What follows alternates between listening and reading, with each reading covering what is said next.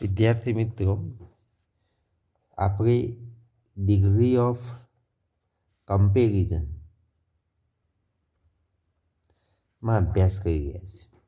તો કમ્પેરિઝનમાં આપણે સામાન્ય રીતે એટલો અભ્યાસ કર્યો કે ભાઈ જો પોઝિટિવ આવતી હોય તો એસ વિશેષણ એસ, બરાબર. કમ્પેરેટિવ આવતું હોય તો વિશેષણ યા અને દેન, અને સુપરલેટિવ આવતું હોય તો ધ અને ઈએસટી વિશેષણ. આને પોઝિટિવ કહેવાય, આને કમ્પેરેટિવ કહેવાય, આને સુપરલેટિવ. દાખલા તરીકે એજ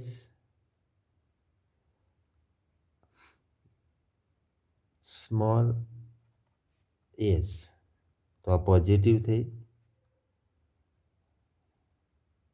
સ્મોલર THN દેન તો આ કમ્પેરેટિવ થઈ, અને ધ સ્મોલેસ્ટ તો આ સુપરલેટિવ થઈ.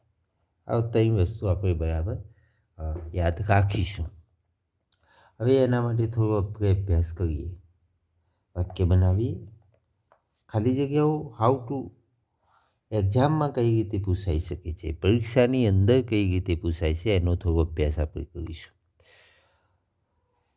તો થોડી ખાલી જગ્યાઓનો ફિલ ઇન બ્લેન્કનો અભ્યાસ કરીએ. વિચ ઇઝ ધ ખાલી જગ્યા બ્લેન્ક માઉન્ટેન ઇન ઇન્ડિયા, બરાબર. તો કૌંસમાં આવશે હાયર અથવા તો હાઈએસ્ટ, બે શબ્દો આવશે. તો કયો આવશે? તો which is the mountain in India. તો આપણે જોઈ શકીએ છીએ ભારતમાં સૌથી ઊંચું, શ્રેષ્ઠતા દર્શકની વાત છે એટલે કું આવશે? હાઈએસ્ટ. અને બીજું પણ આપણને ધ ઉપરથી ખ્યાલ આવી જાય કે આ સુપરલેટિવ ડિગ્રીનું વાક્ય હોઈ શકે છે. બીજું ખાલી જગ્યા આપણે મૂકીએ કે ભાઈ દીપક ઇઝ ધ ખાલી જગ્યા boy in the class.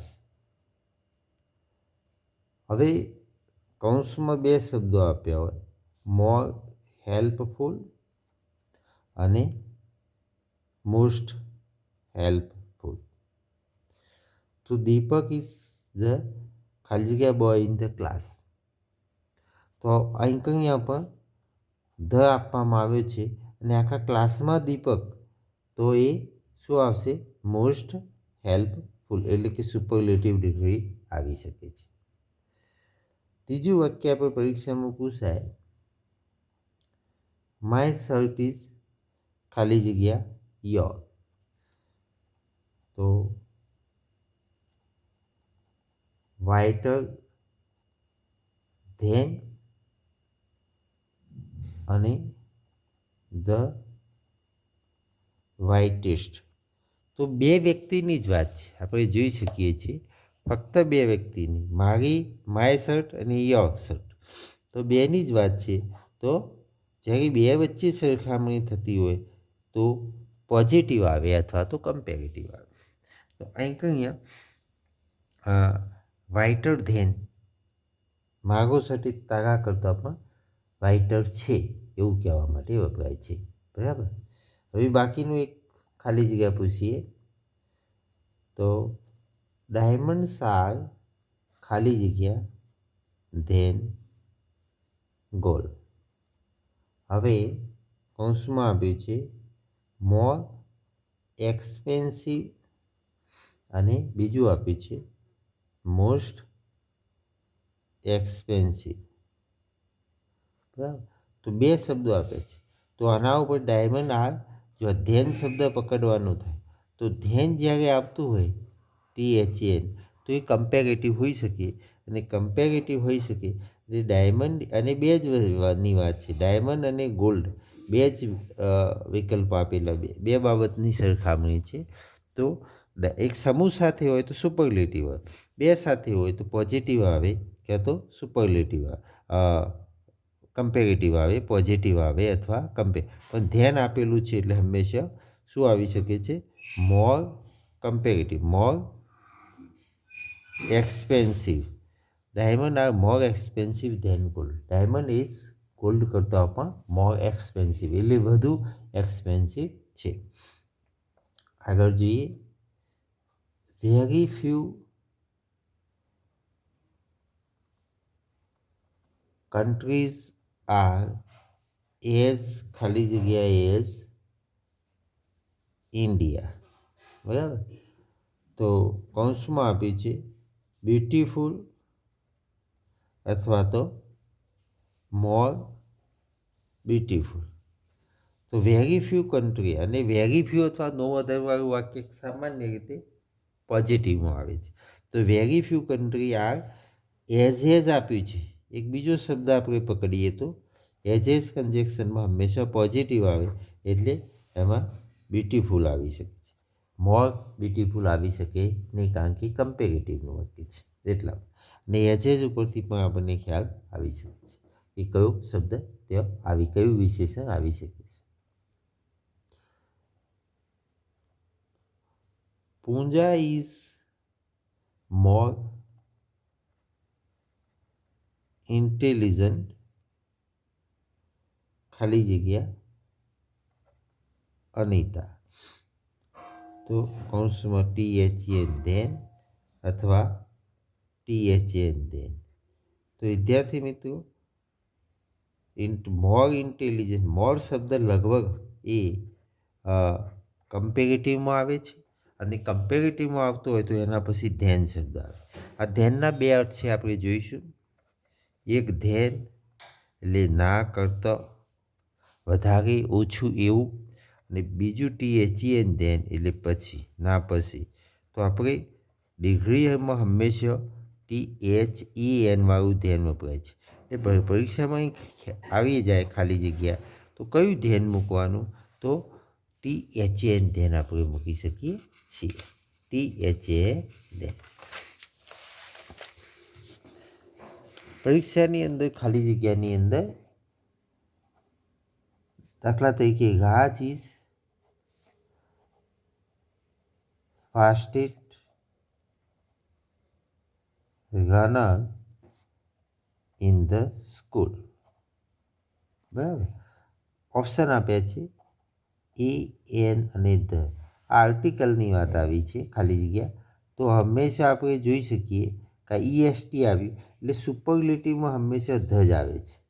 Superlative જ્યારે આવતું હોય, ડિગ્રી ઓફ સુપરલેટિવ, અને જો એમાં આર્ટિકલની ખાલી જગ્યા આવતી હોય, તો સુપરલેટિવ એટલે EST અથવા તો મોસ્ટ શબ્દ આવતો હોય, તો અથવા તો સમૂહ છે, એક બાજુ સમૂહ છે, આખી સ્કૂલમાં સૌથી વધુ દોડી શકે છે, તો હંમેશા ધ આર્ટિકલ આવે છે.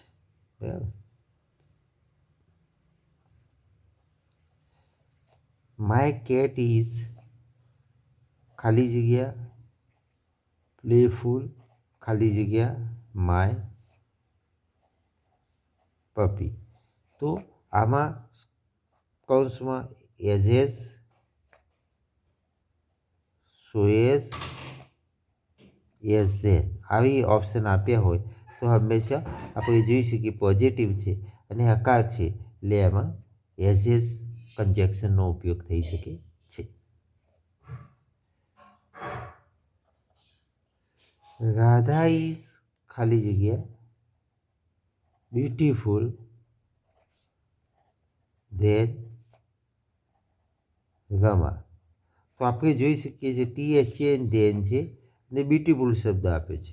તો કૌંસમાં મોર, મોસ્ટ, મચ કે મેની આપેલું હોય, તો ધેન આપ્યું છે, તો ધેનમાં હંમેશા મોર બ્યુટીફુલ શબ્દનો ઉપયોગ, એટલે મોર ખાલી જગ્યાની અંદર ઉપયોગ થાય છે.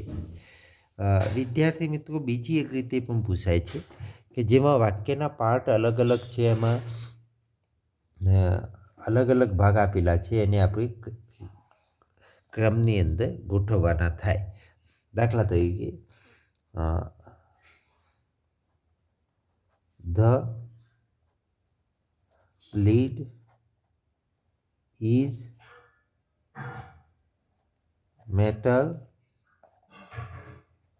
હેવીએસ્ટ, બરાબર. તો જ્યારે આપણે ગોઠવીએ તો lead is the heaviest metal. તો આપણે જોઈએ છે કે હેવીએસ્ટ આપ્યું હોય અને ધ આપ્યું હોય તો આપણને ખ્યાલ આવે કે ભાઈ આ સુપરલેટિવનું છે.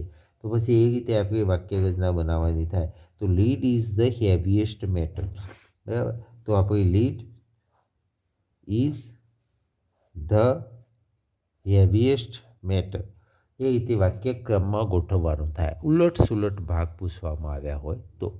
ફરીથી આપણે જોઈ લઈએ. Smaller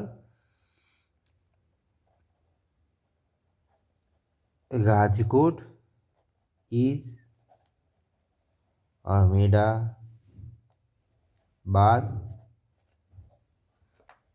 than. તો Rajkot is smaller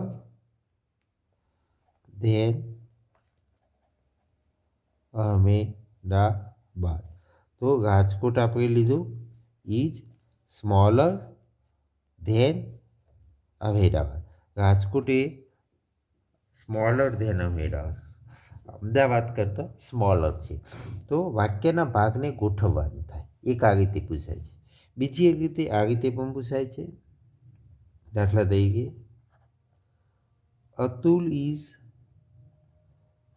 as taller as his brother.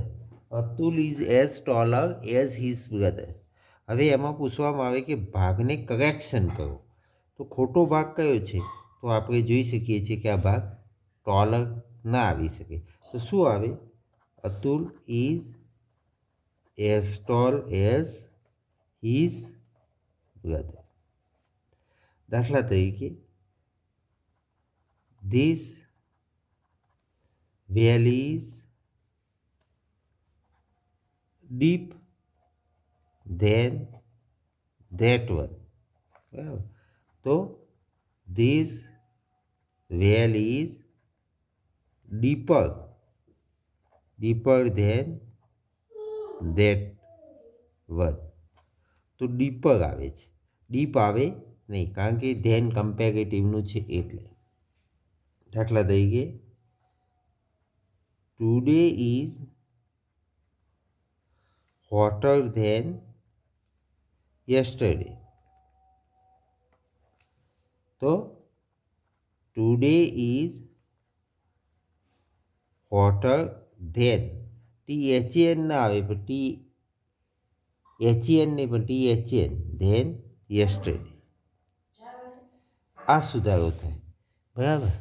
દાખલા તરીકે which is a easiest language to learn. તો વિચ ઇઝ ધ આવે, આની જગ્યાએ શું આવશે? The easiest language to. તો વિદ્યાર્થી મિત્રો આપણે અભ્યાસ કર્યો કમ્પેરેટિવ, પોઝિટિવ, સુપરલેટિવ. પરીક્ષામાં ખાલી જગ્યામાં કઈ રીતે પૂછાય, એના ભાગ ઉલટ સુલટ આપ્યા હોય તો કઈ રીતે ગોઠવવાના, અને ખાલી વાક્યની અંદર કરેક્શન કઈ રીતે કરવાનું. એઝ આપ્યું હોય તો હંમેશા મૂળ વિશેષણ આવી શકે છે. ધ્યાન આપ્યું હોય તો ઈઆર લાગી શકે છે. અને સુપરલેટિવ હોય તો ધ પણ. એટલે કે કઈ રીતે વાક્યમાં ભૂલ કયો છે તો એ સુધારવાની થતી હોય તો એ રીતે પણ પરીક્ષાની અંદર આપણે પૂછાય છે. થેન્ક યુ, આભાર.